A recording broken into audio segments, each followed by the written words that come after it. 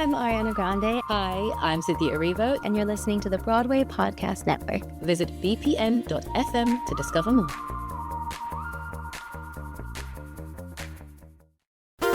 There's a cat over here. There's a cat over there. And the wrong one died. And the wrong one died.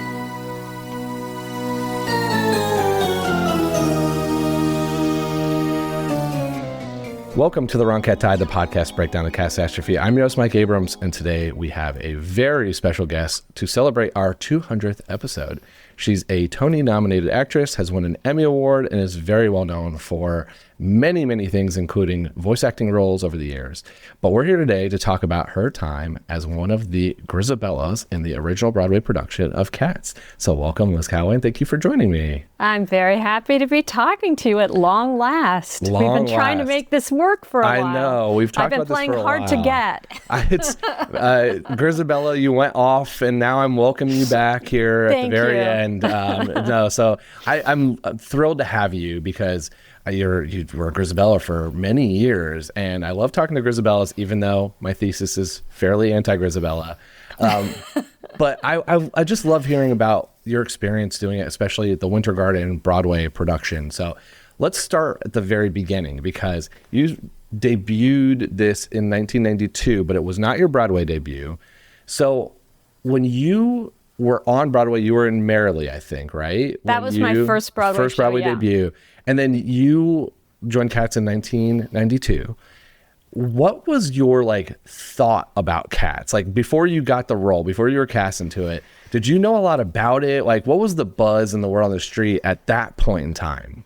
Well, I moved to New York in 79, and I got a survival job as a singing waitress. And so back then, I was always, what's the next show coming in? And are there any good songs? And so Cats had opened in London.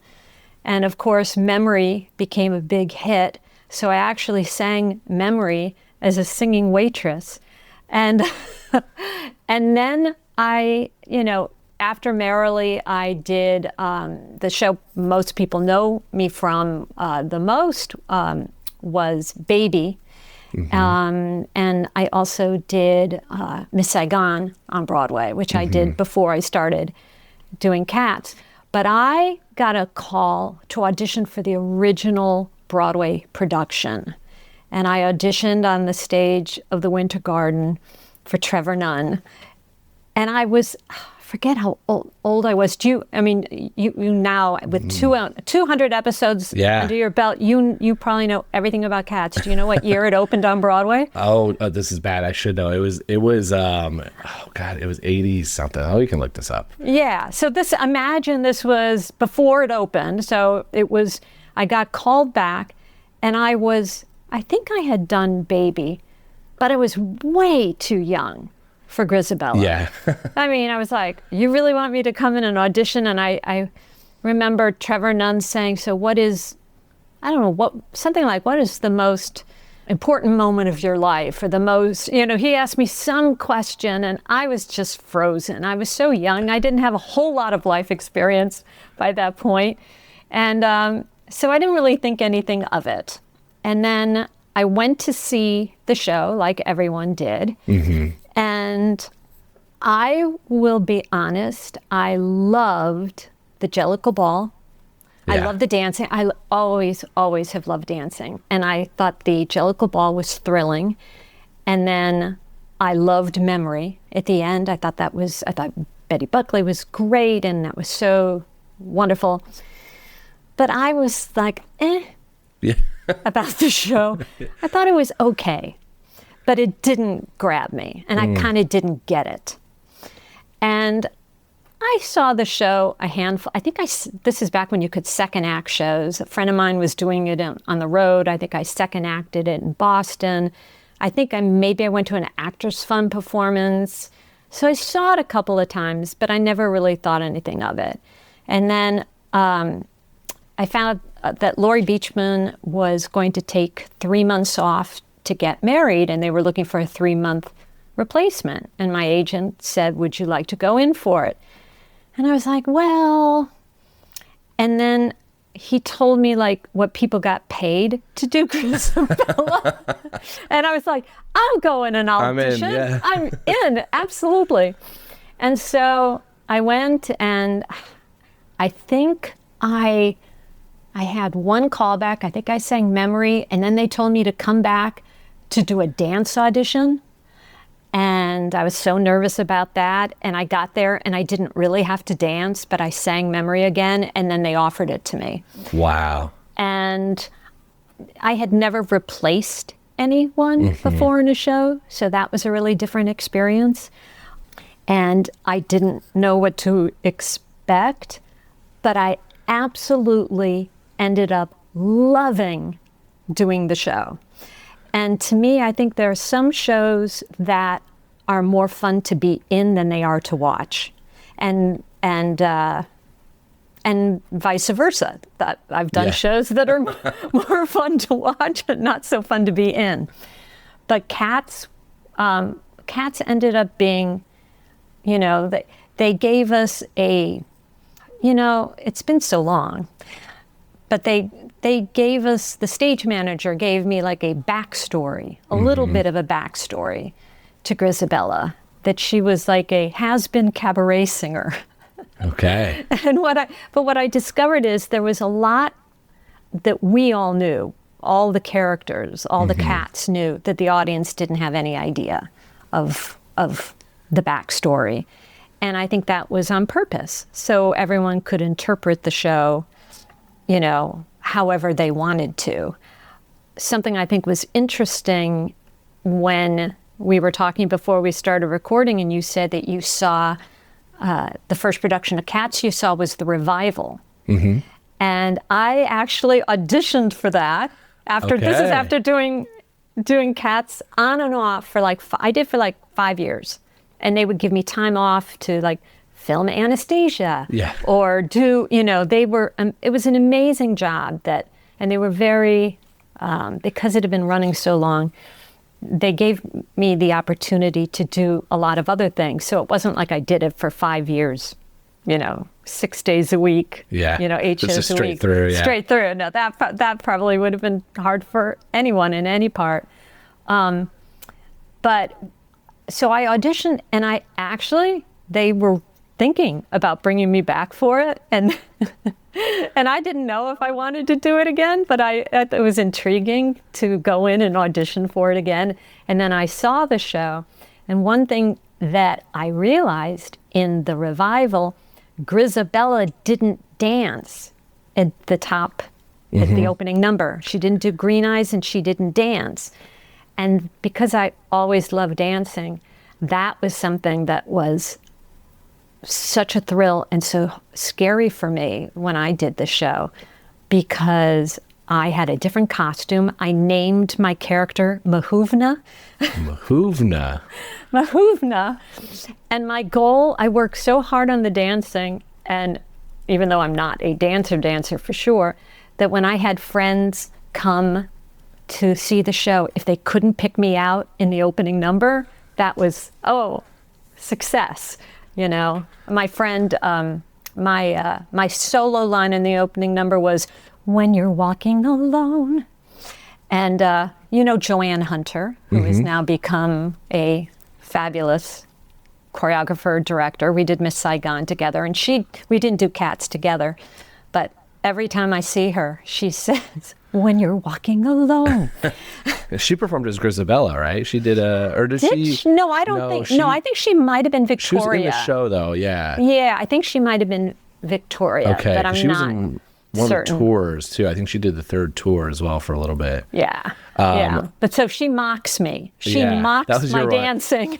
So, but that was really cool. And even though I was surrounded by all these incredible dancers, just the fact that I got to do that, dance on Broadway with these amazing dancers, was really cool.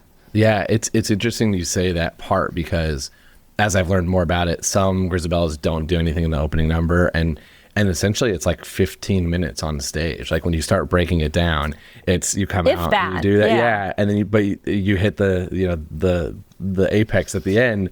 But the tours and a lot of the other productions will have Grizabella. It's been named in the most recent one. They called it Baby Grizz. It's just all they called it. To do the dancing in the beginning in a, again, a variation. So I like Mahuvna. Mahuvna's great. I don't know why I named myself Mahuvna, but that was definitely my character in the opening number. Did you create a backstory for Mahuvna? No, not so much. Okay, just go out there, sing your line. Dancer. Yeah, just okay. I want to go back to you said you sang it in like I'm just imagining Ellen's Stardust, like type of singing waitress job. Was that before you were on Broadway? Like, because I'm just trying to figure out the timelines of Singing Memory. Because it opened in 82. I looked it up. It opened in 82. In New York. On Broadway. So in London, I sang it. I got the sheet music when it opened in London. And I think Barbra Streisand recorded it. Yeah, she recorded a version of it. Right. For sure. So yeah. I think that might be the sheet music I got. This is back when there was this, you may not remember this, but there was a fabulous record store, sheet music store called Colony Records, which is sadly no longer. I don't know if it's a CVS now or something depressing, but it was on Broadway and like 50th Street. And you could get everything there. And so it had to have been, I probably sang it like, I want to say like 1980. So when I moved to New York, that was my survival job. And then I got Merrily We Roll Along, which of course did not run very long. Mm-hmm. So after that, I went back and I waited tables more. This was a restaurant called Applause on 40th and Lexington. But yes, it's funny thinking about doing this conversation today. And there's a lot that I haven't thought about cats in a while, even though I've stayed really close with some of my castmates. A thing that was interesting for me during the show, you mentioned the 15 minutes. I think it might have been 14. 14, even less. Wow, okay. But when I did the show, it was first for 3 months, and then maybe a year later I went back and took over the role permanently. But I practically raised my son Nicholas backstage. So in my dressing room, there was a bathtub. It was half of Barbra Streisand's dressing room during Funny Girl at the Winter Garden. Wow. And so I was very lucky.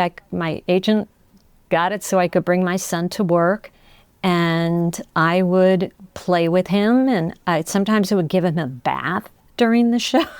And I did a lot of things. I'm a big Mets fan. So I was very busy when I was off stage.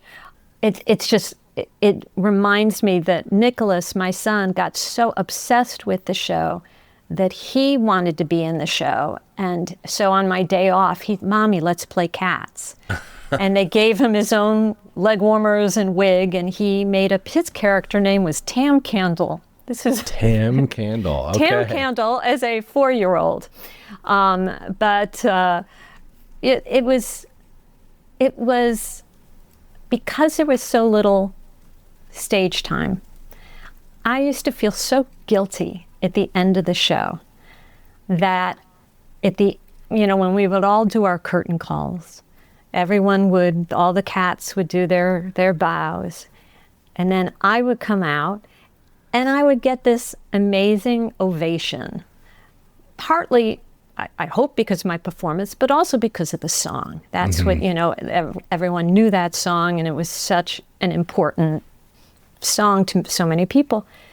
But, I was like, it is so not fair. They have been killing themselves. They are so brilliant. The people I worked with were so good, and that used to bother me. I used to feel bad about that. I've always wondered in that moment, there's been some productions where they've done some interesting things, like have held a Grizabella out during rehearsals, so that almost to try to create a little bit of that animosity that you need to have early in the show, like that hatred towards Grizabella. And so I kind of always wonder, is that intentional? Like, was that part of the thought process when they were building the show, or is that kind of just happened by chance? Because when you think about exactly what you're saying, is that you have this like guilt that you're away, you're backstage, you're watching the Mets, and they're all, doing insane choreography with 0 breaks, nonstop, just workout. That's a little bit of the story. Like, Grizabella leaves them and kind of lets them do and keep running their show and do their thing. And then you come back at the end and you get rewarded. You get the crowd and the applause and everything. It's so parallel of what's happening as a performer to what the story arc of Grizabella is, that I've always wondered, was that intentional or by just kind of an interesting overlap? That's a good question, and I don't really know what the answer is. I don't know that everyone who played Grizabella felt guilty like I did. I think it's very possible. Yeah, that's true. I think it's very possible that I was unusual in that. Fair, very fair. I remember the feeling of something. Gillian Lynn came every so often, and she would work with everyone, and we would do exercises and work on the dancing, and I felt always a certain amount of shame, and I felt very much like everyone was so amazing at being cats. They were so, I have a cat now. Now I've lived with a cat for many, many years, but at the time I felt like, oh my God, to try to physicalize Grizabella, and I didn't fit in. And I felt so pathetic compared to everyone else. And it was those work sessions with Gillian that I actually think really helped me in how I felt and perhaps how some of them felt about me. But yeah, it's, there's such a mystery about cats, Totally. And I think one of the things that was really nice about playing Grizabella and singing Memory is I was encouraged to make it my own, and it was different every time. It could be different. There were so many different things to find out about it or to try, and that was really interesting. And also because I didn't have I was never really with another person. So it was me. Yeah, you them. and the audience, yeah. Yeah, and the cats. And the cats behind you. And yeah. So in some ways, I would have much preferred to be on stage for 2 hours than 15 minutes. Yeah, it's a very different show. Like, it's a different experience to have that. And also, just like from a physical standpoint, like you do dance in the opening number and then you get a pretty big break and then you have to get re-warmed up to go and do everything. Oh, yeah. And you have to really, even though, yes, I would be doing things. Oh, my God. One time I was having a dinner party and I brought a knife, a cutting board, and some vegetables. And I cut some garlic and onion and celery, and that was such a mistake because I didn't realize that it was like I was Grizabella, the salad cat. When I came out, I reeked of onion, I reeked of garlic. I was like, okay, I can never do that again. But it was, and I remember, and I don't know if you're going to ask me any things that come to mind of funny things that happened, but I remember once I sang Memory, and I went up, or I thought I did, and went up to the Heaviside layer, and I went downstairs. I came downstairs to do my curtain call, and as I'm waiting, I realized, oh, wait a minute, I hadn't sung Memory yet. Just, you did Little Memory and thought you were done? And I was like, oh my God, oh my God, oh my God, oh my God. And it actually ended up being I remember it was a very unusual performance that night. But it was, when you do something for a long time, every day. Things are bound to happen, but yeah, and it's with a show like that ran for so long and had a lot of like repeat visitors. Like there's people have seen it many, many, many times. They might notice it, but most people aren't going to notice those kind of like nuances, and it's just you all kind of catching it. And I think that's part of what makes live theater amazing, is that you never know what you're going to get. You might get those kind of weird nuances, and I'm glad that people are starting to lean in and embrace those as a good thing versus the like, oh, this crazy thing happened or someone was reading, and it's like, no, that's what makes it cool to see a show like that.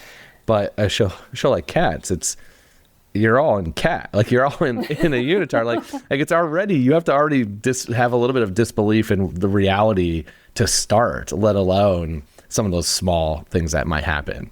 That's what I always found fascinating of that it was such a big hit, And I mean, I think I really admire so much about the show after having done it.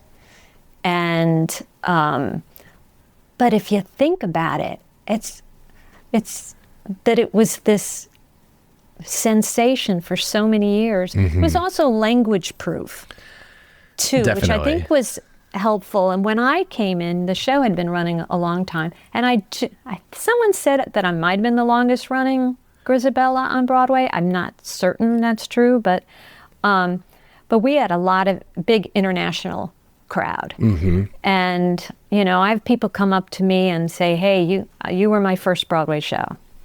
Or some people were just like, they're kids who are just traumatized by that show when the Cats came in. Yeah, the green eyes is gonna, the green people. Eyes and that you don't know, they're like, oh my God.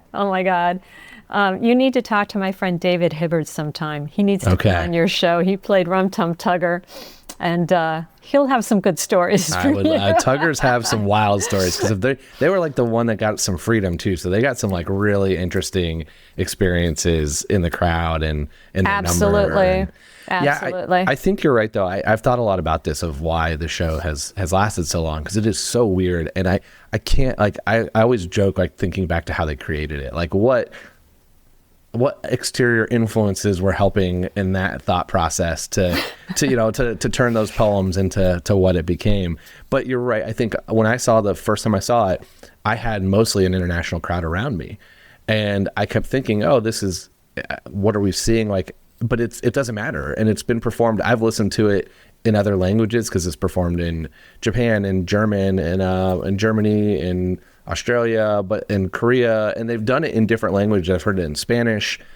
Oh, that's interesting. Yeah, I should learn memory in another language. Yeah, so they did for sure in German. I think it's been in, it's definitely been in Spanish. I'm trying to think of which albums I have, because I have a few. I know it's been in Japanese, because that one's really fun to listen to, because it just is kind of like, it's still the same essence of the show, just a different language. But I think that helps. And then if you really think about it, you don't need to know the story, because the story is confusing for most people, but you get introduced to a character that probably embodies somebody either or your version of you. And I think that kind of like family feel ties to most people, and then add in that you can bring kids, exactly. Which I disagree with. I think it's a little scary for most kids, but it's a little scary for little kids. Yeah, but if you think of every Disney movie, if you really think about it, every Disney movie is scary. And I think that's why it's lasted so long. And then, now it's the lore of it. Like, everyone knows what it is. But I think it sustained so long in the beginning because of that. And then you have an iconic song like Memory. And then you've got a bunch of other catchy songs. Well, the first time I saw it, I only knew Memory. And I didn't even know Memory was in the show. I walked up and I knew that song. The only song I sang for the next 2 weeks was Mungo Jerry and Rumple Teaser. Uh-huh. And so, like, I could not get that song out of my head for 2 full weeks. And I could not have told you those cats' names before the show started.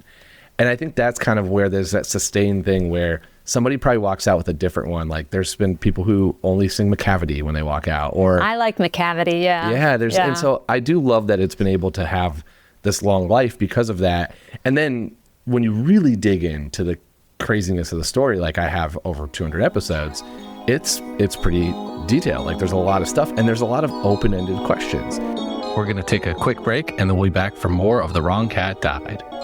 So I'm going to ask you one of them, because there's not an answer to where did Grizabella go. like Grizabella leaves the tribe, right? Like we know that. But where she goes and before she comes back is unknown in a sense. There's a lot of like loose theories of that. So you said that you were kind of told a little bit about the story. What were you told about her leaving? And did you add stuff to that to make it, for all the many years you did it? Well, all I remember them telling me, because they didn't say much. And when you're put into a show, you're not, I would have loved to have been there at the beginning and with Trevor Nunn, and when they were, or in London, when they were first putting the show together, oh my God, to be a little bird and to have been a part of that process would have been so extraordinary. So many years later, and we had a wonderful production stage manager who was in charge, and then we had a choreographer who was in charge of putting us in. And all I remember him saying is, think of her as a has-been cabaret singer. And that was sort of all I got.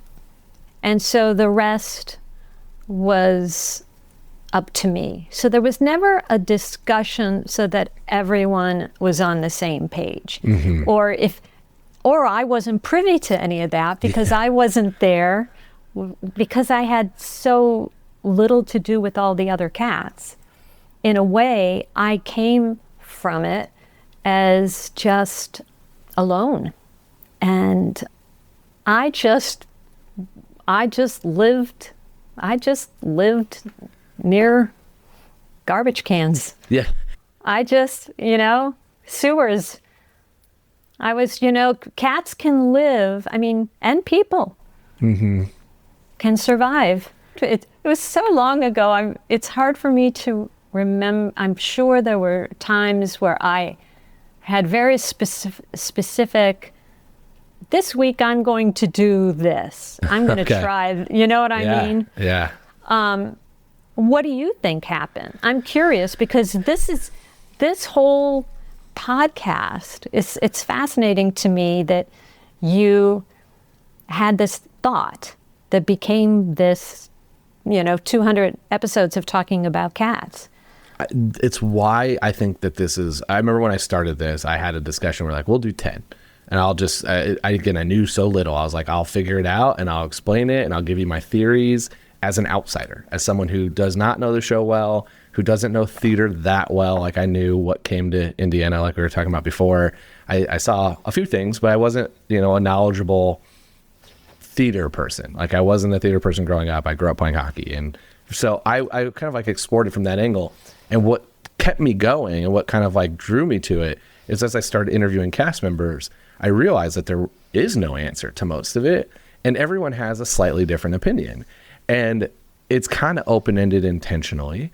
And there's some universal truths, but I love the you can fill in some blanks. Yeah. And you can kind of add to it. And you can one night play that she was the best cabaret singer, and tomorrow you could play that she went to be Britney Spears. You could kind of take whatever version you want as long as you hold some of the core personality to it. And there's so many versions of it because I've met different productions and having, again, I get to ask these questions and I have my theories, but I like hearing more of I played it this way this night because that was my friend. And then I played it this way the next night because the swing that was on, we played it more like lovers instead of friends. And so you can kind of have those nuances as long as you stay true. And I think that's what creates the fandom. And there's not a universal answer. The one example I threw it up on social media. I'll never forget the day I made a very silly meme about Demeter and Bomb Ballerina basically being together, hooking up, some type of sexual joke. And a bunch of people got really mad. They're like, they're sisters. That's this joke doesn't make sense. They're sisters. And I'm like, are they though? And so I put a poll up and I had an exact 50-50 split between sisters and friends. And I was like, even across performers, people who had performed in the role, I had a split. And so with something like that, where it's they're you could be sisters, they could be best friends, they could be lovers, they could be whatever. as long as they sing that McCavity number together and kind of like play their tweaks of personalities, like the confident versus skittish, the other part's unspoken. And so I also think it's fun. I also think what I liked about the show when I realized what it was, it's secret. Yeah. You know? And that's why I'm trying to uncover it for everybody. Yeah. That's why I keep asking these questions. I'm fascinated by that because I assumed most of it wasn't really spoken about in detail because they're almost irrelevant to put on the production. But as a fan and the fan fictions, everyone there is an immense amount to work with. It's like, it feels kind of like, I've compared it to the Harry Potter universe where it's like this world was built of the Jellicles. And there's a lot of ways to interpret it and write it and go and tweak it and change it just by taking the different characters or adding other characters. Like we can put, I wrote it down, Nicholas's Tam Candle can come in and we can have Tam Candle join in. And like, there's just so many ways you can add to these things. And there's a whole group that does like fictional writing and writes their own characters in this kind of Jellicle world because the world's just open. You know, that makes sense. I've never thought about if that happened, but of course it makes sense. And what a fabulous world to create, it's unlimited, what you can come up with for that. I did not see the recent off-Broadway production, and I really wanted to. We had my cast mates and I from Cats, we had a thing going on Facebook, and the general consensus is people loved it. And it was, I hope they bring it back because I hope so really too. Want to see it. So I saw it a couple times. I did a ton of episodes with them, just had them at Broadway Con. What that production did so well is it took another world and brought it into the Jellicle world, stayed very true to the show, but almost gave a little bit of that story that maybe was missing. Like the secret that's unknown, they added by telling it through the ballroom lens. And it kind of, it put together the really hard part. Like the most Cats haters I've ever met, and there are plenty out there. The hate was just, I didn't get it. Not anything else. There wasn't anything about the music or anything about the dancing. It's just like you couldn't follow the story. And that's kind of how I felt when I walked. I'm like, what did I just watch? Like, what's the story? And as a former writer and someone who likes to write sitcom type of things, like very true arc and finishing, it was the opposite of that. It was like very open-ended, and I tried to fill in blanks. That version told more of a story in a way, but stayed so true to everything else. That's why it's so great. Yeah, I really, really regret that I didn't see that, and I so hope they bring it back because that sounds so interesting. I do a lot of concerts. I travel. I've sung Memory in China and Korea and Paris and all over the place, and everyone knows the song even if they don't understand English. Mm-hmm. And the song makes people cry. And there's something about Memory. I almost never sing it in New York because I think, oh God, no one's going to want to hear Memory. And yet there's something about it that even now, singing it out of context and years later, and as I get older, you go, this is one of those songs in that you can't really explain why it makes people feel the way they feel. Although I remember once doing it I sang it in some event in Texas, and this woman, she was like a famous film critic who was there as part of this event. And she said afterwards, well, if I had to hear Memory, I'm glad it was you. Wow. It's a very backhanded compliment. Very backhanded. But now it's like that's just, it feels like a real gift to have gotten to play Grizabella and to have been able to sing that song, on Broadway, but also to still sing that song I'm really very lucky to have had that experience, and and people like to see the person who did it on Broadway. Yeah. That adds to it. But what about the movie? You saw the movie? That's a whole different conversation. The 2019 movie was that 2019? 2019. Oh my God. It was because it came out in December. It was Christmas, around Christmas time. And it was, I only know this because it was what started the show. It was the trailer for the movie was when I made my first joke about the show that sparked the idea for the podcast. But I would actually ask you about the other movie, because you were, at least during the time, I mean, I have all the dates here you're doing it, but the other movie that came out, the like filmed stage version, came out in 1998, and you were Grizabella on kind of both ends of that. And so do you remember any buzz from that? Because everybody I talked to that's a younger dancer, like they grew up on that VHS. It's so weird. I don't remember that being filmed. Isn't that weird? Yeah. Okay. I don't really, unless it was during one of my gaps when I was gone. It probably was, because it was filmed in 1998, I believe, or at least it came out in 1998. And I know that you did it in 97, 98, and then back in 98, 99, in some capacity, like during those periods. So it's like it probably filmed maybe when you were during one of the breaks that you were on, maybe in between it. But I just didn't know if there's like, because it's one of those things I haven't heard a ton about. Was there buzz right away, or was it the legend of the VHS after? Did Laurie Beachman who played Grizabella in that? It was Elaine Page. Oh. It was Elaine Page. So if it was Elaine Page, they must have filmed it in London, which is why I don't remember. Okay, but I know they filmed it separately. Like it wasn't done at the Winter Garden. It wasn't like a one night only like recording like they've done other shows. It was a full movie. Like they made a movie doing it on a stage though. Yeah, you know what? I really don't remember that because it must have been happening while I was doing the show, but that makes sense if Elaine Page did it. I know I've had people come up to me and say how much they love me in the Cats movie. Well, you're all dressed up, yeah. You can't tell who's who. Yeah. And but I forgot. I completely forgot about that movie. But how wonderful that movie exists, and Completely. That people could watch it over and over. And there's more shows now that are being filmed. Which is great from, directly from Broadway.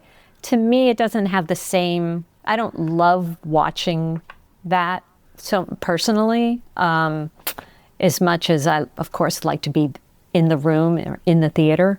But the fact that so many people grew up with that is amazing. Yeah, it's such a great accessibility thing too, of like, again, it has someone who grew up not in New York, away from this. Like we have 5 shows that come through a year, and we've got a bunch of little regional and all kinds of other stuff, but there's plenty of things that happen here that now that I live in New York, I'm like, oh, this is great. I wish my family member could see this.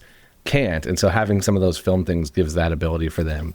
But I'm curious a little bit about, you mentioned a little bit about being like in the room doing the stuff and having all the other things that you're working on with such an iconic role.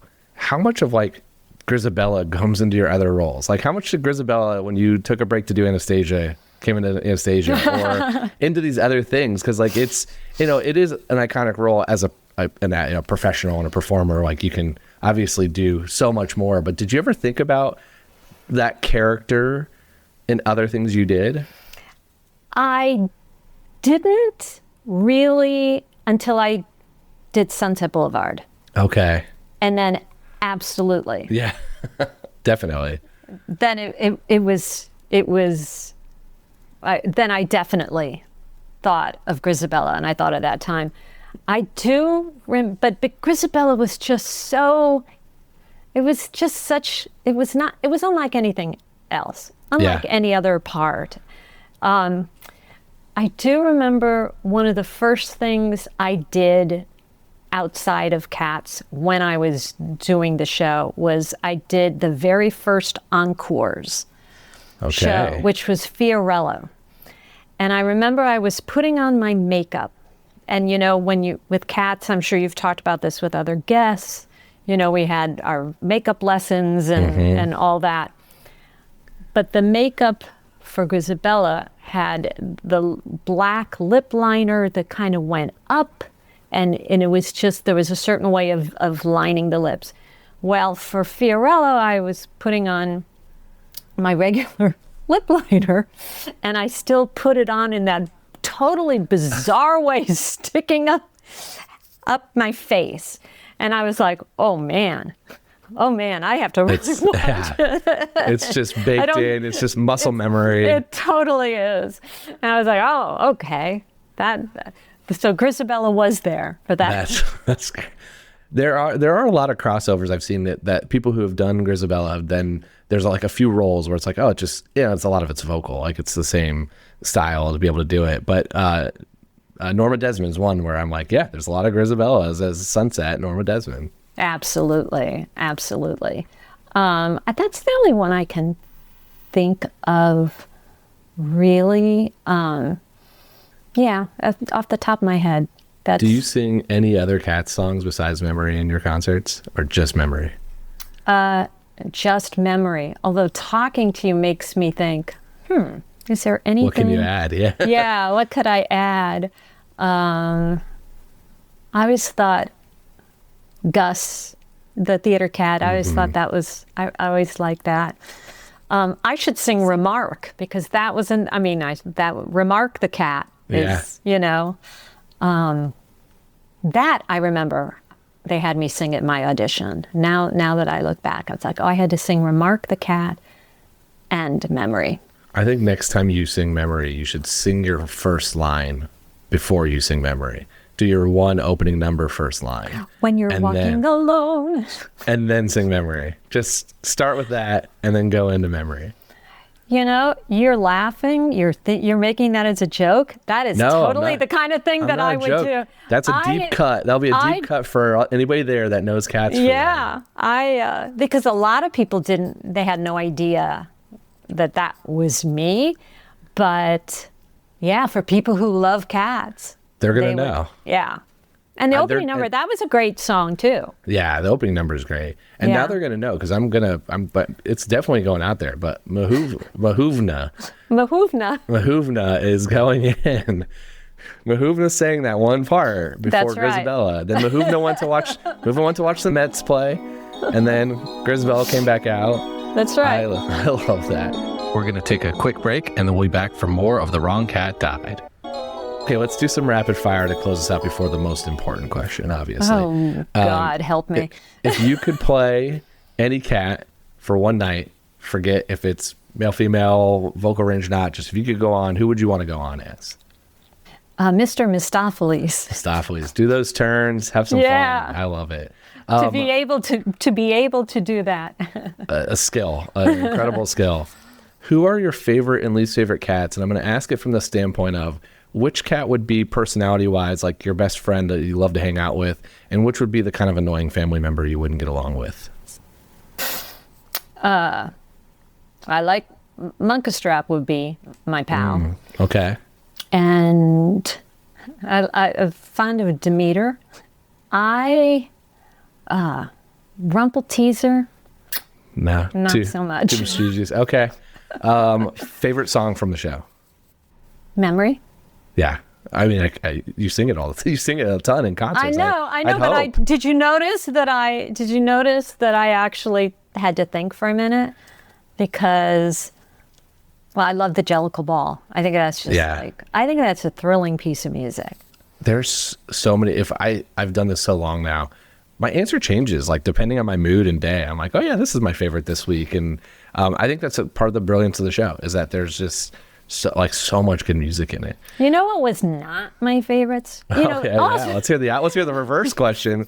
Which is your least favorite song? Not that you asked it, but also because just remember unless I was on stage for it, so much I would watch in the wings a lot. So, or the handful of times I saw the show. I never loved, not even though it was very well done, the whole pirate, Yeah. It wasn't in my production. It wasn't in the revival I saw. So it's Oh, really? It's not even in it.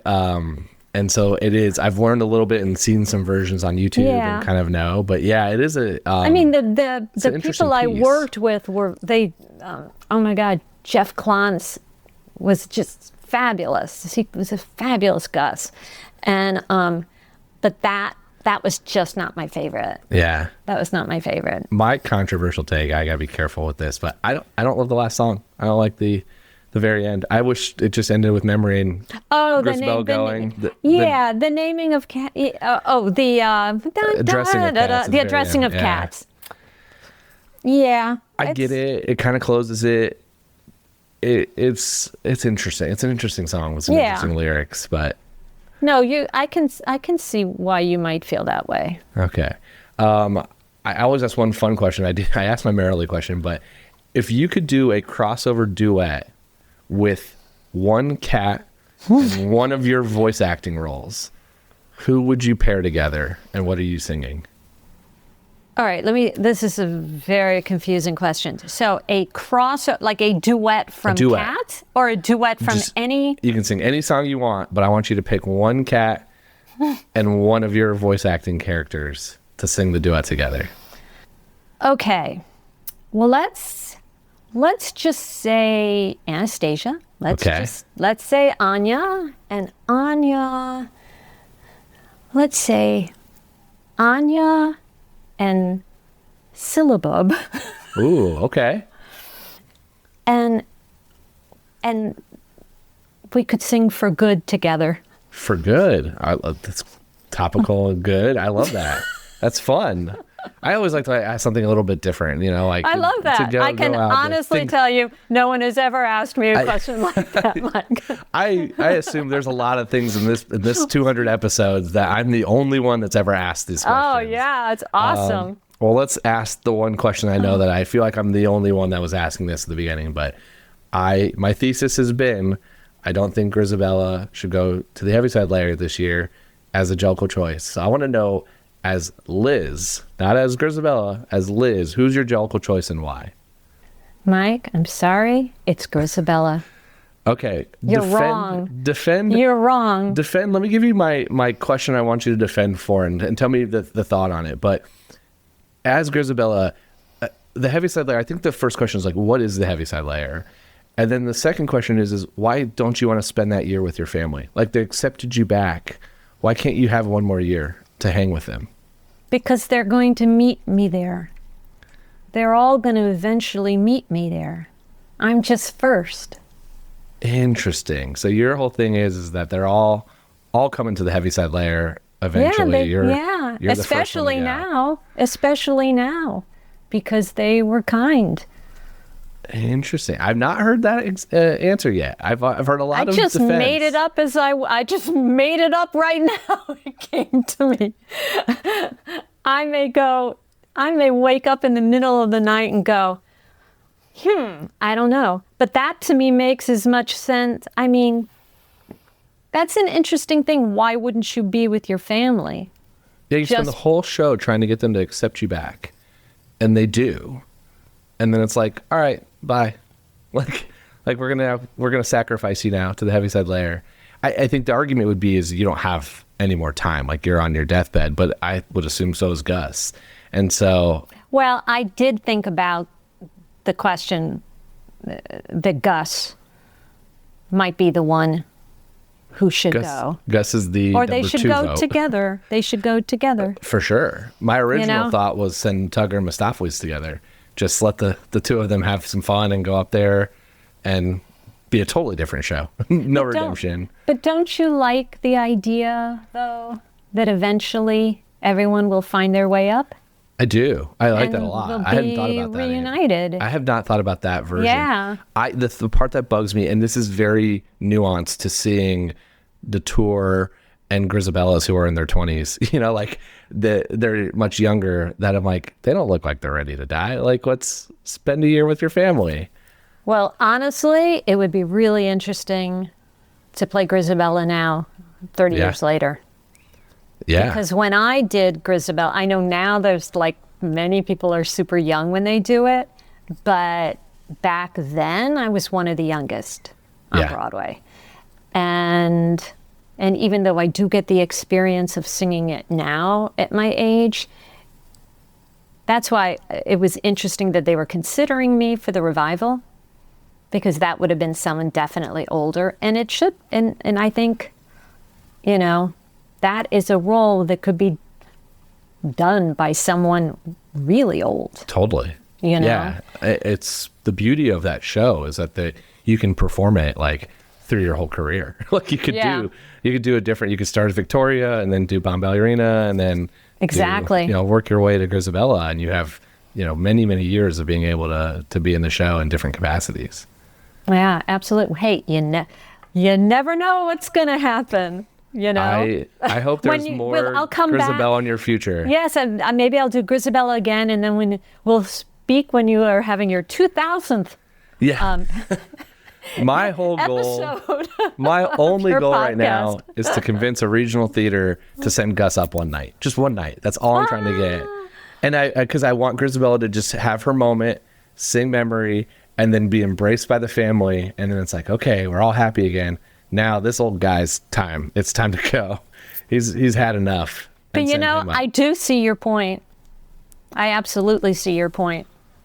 Okay, I'm slowly convincing the world one podcast episode at a time. That's my goal. I've always understood the arc, and you can't. It's hard to argue against Memory, like to do this. And the one that was at the Perlman Center, the Ballroom Cats, their heaviside layer wasn't death. It didn't feel like death. It didn't feel like that. It felt like being re-entering the ballroom scene or the world, and so it felt like it did feel right that Grizabella got to go, because it felt like they were going to continue their journey very much so. Then when I saw it, I'm like, all right, this is the end. Like, this is the end of Grizabella until she comes back as Mahuvna the next night and she's in. Well, this has been amazing. So much fun to hear your experience. Thank you for sharing everything. How can people stay in touch with you? First of all, Mike, it's been a hoot talking to you about this. I think it's so great that you have this podcast.